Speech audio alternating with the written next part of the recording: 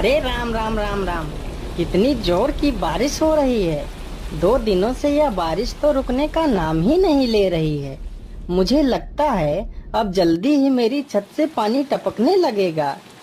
तभी उधर से एक शेर बारिश से परेशान होकर छिपने की जगह ढूंढते ढूंढते उसी किसान की झोपड़ी के पीछे बने तबेले में घुस जाता है, जिस तबेले में उस किसान के कुछ गधे बंधे हुए थे। अंधेरा ज्यादा होने के कारण शेर गधों को देख नहीं पाता है और उन्हीं के बीच जाकर खड़ा हो जाता है।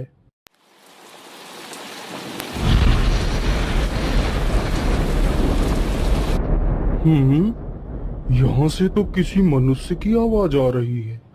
चलो चुपचाप बैठा रहता हूँ।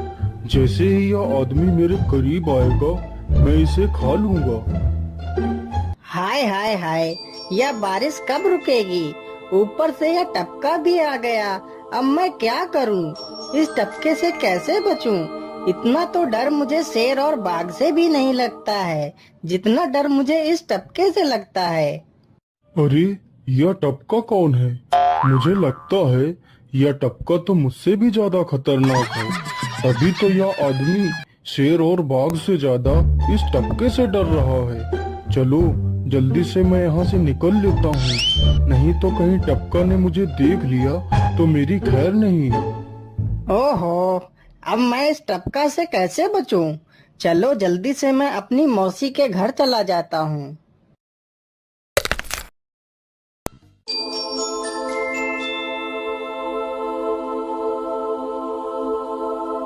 अरे चल चल गधे की औलाद, यहाँ पर छिपा हुआ बैठा है। अरे चल जल्दी। अरे ये क्या, जिसका डर था वही हुआ। यह टपका तो मुझ पर हावी हो गया।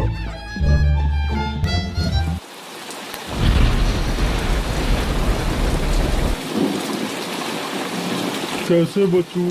कैसे बचूं? इस टपका से मैं कैसे बचूं? हे भगवान मेरी सहायता करो, मुझे इस टपका से बचाओ। मैं आज के बाद किसी प्राणी को नहीं मारूंगा। मैं मांसाहार छोड़ के शाकाहारी बन जाऊंगा। भगवान मेरी रक्षा करो। शेर को दौड़ते दौड़ते रात से सुबह हो जाती है।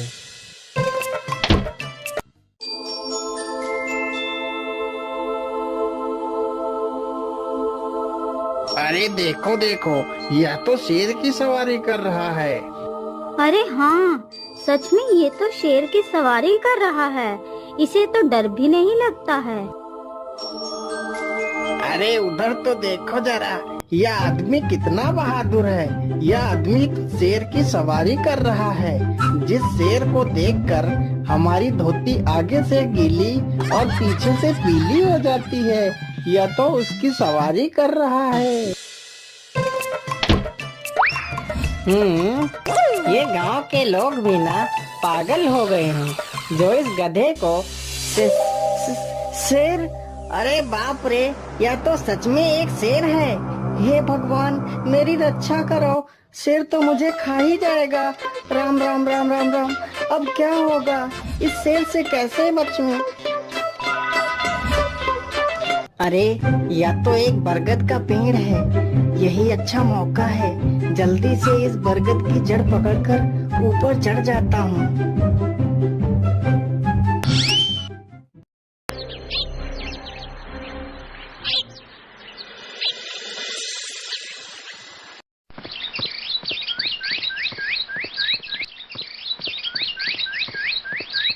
अरे शेर भैया, तुम इतनी जोर जोर से भागते हुए कहाँ जा रहे हो?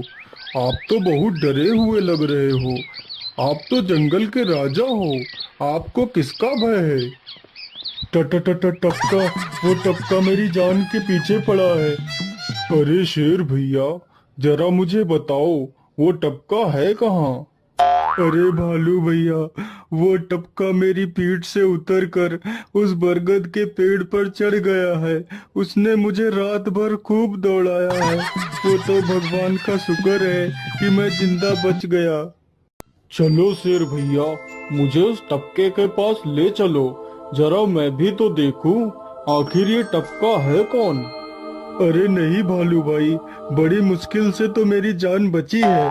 मैं अपनी जान फिर जोखिम में नहीं डालूंगा।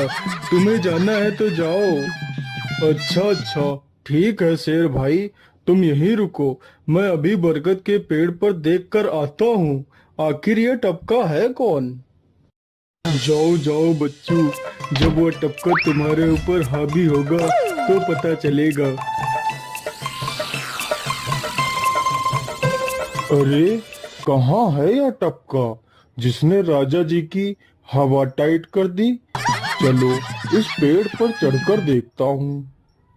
अरे बाप रे बाप, शेर क्या अकेला कम था, जो ये भालू भी आ गया। मुझे लगता है कि आज मेरी मौत निश्चित है। भालू पेड़ पर उल्टा होकर चढ़ने लगता है, तभी किसान और तेज से कांपने लगता है। कांपने की वजह से किसान के हाथ से छड़ी छूट जाती है और उल्टा होकर चढ़ रहे भालू के पिछवाड़े पर जा लगती है। भालू धड़ाम से जमीन पर गिरता है।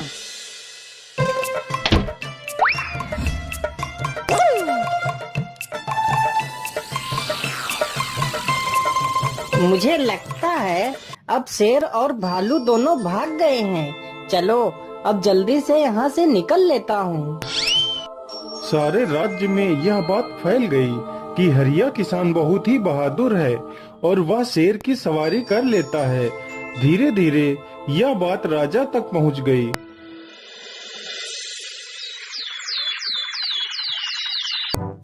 महाराज, क्यों न हम पड़ोस के गांव से हरिया किसान को बुलवा लेते हैं। वह बहुत ही बहादुर है। उसके बहादुरी के चर्चे तो पूरे राज्य में हैं।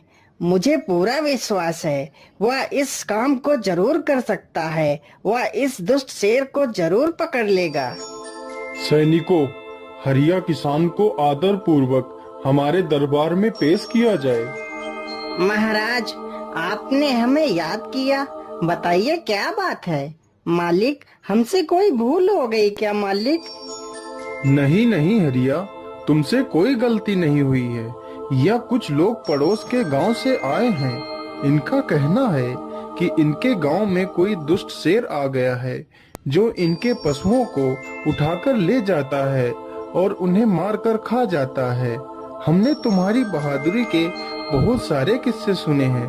तुम बहुत ही बहादुर हो, इसलिए मैं तुम्हें उस शेर को पकड़ने की ये जिम्मेदारी सौंपता हूँ। अरे बाप रे बाप, उस बार तो मैं शेर के हाथों बच गया था, लेकिन इस बार मैं नहीं बचूंगा। अगर मैंने महाराज को सच सच बता दिया तो झूठ बोलने के जुर्म में मुझे फांसी पर ही चढ़ा देंगे। अरे हरिया, तुम मन ही मन क्या बड़बड़ा रहे हो? कुछ नहीं महाराज, कुछ नहीं। मैं सोच रहा था कि मैं शेर को कैसे पकड़ूं। ये लो हरिया, कुछ स्वर्ण मुद्राएं रख लो, ये तुम्हारे काम आएंगी। क्या करूं, कैसे पकड़ूं उस शेर को? ये महाराज ने भी मुझे कैसी दुविधा में डाल दिया है। क्या करूं, क्या करूं? हाँ, मिल गया। फिर हरिया बाजार से एक रस्सी और एक जाल तथा एक बकरी खरीद कर लाता है। चलो जल्दी से, मैं यहाँ पर एक गड्ढा खोद देता हूँ।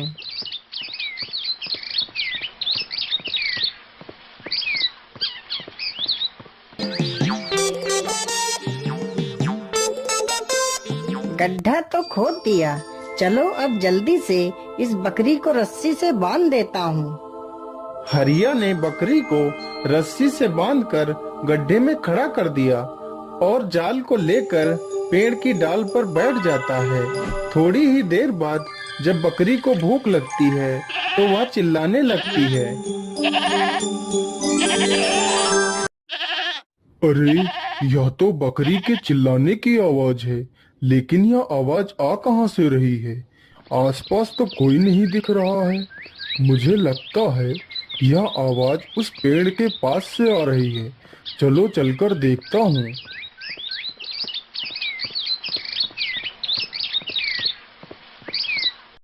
अरे वाह, आज तो शिकार मेरे पास खुद चलकर आ गया। शेर तुरंत ही बिना देर किए हुए गड्ढे में छलांग लगा देता है। तभी किसान तुरंत ही बकरी को ऊपर खींच लेता है और जाल को गड्ढे के ऊपर गिरा देता है। शेर गड्ढे में ही फंस जाता है।